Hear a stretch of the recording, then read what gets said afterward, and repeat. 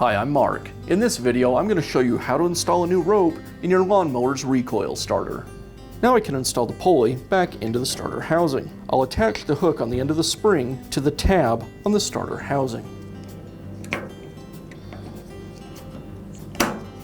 Now reinstall the Pawls springs. They slide over the posts on the starter pulley.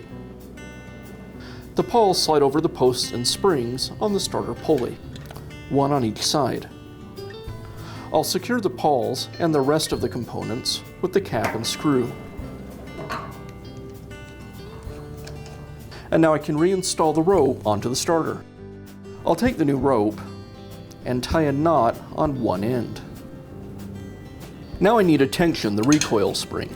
To do that, I'll rotate the pulley counterclockwise. I'll give it about 4 to 6 full turns. Now to hold the pulley in place, I'll insert a small screwdriver through the openings in the starter housing and between the spokes on the pulley. Now I'll insert the rope through the opening in the pulley and through the opening in the housing.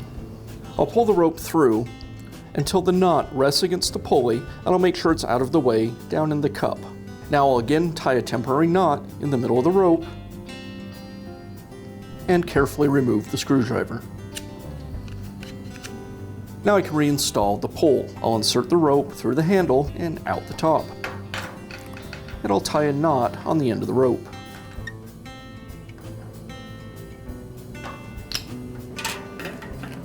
I'll untie the temporary knot that I tied in the center of the starter rope.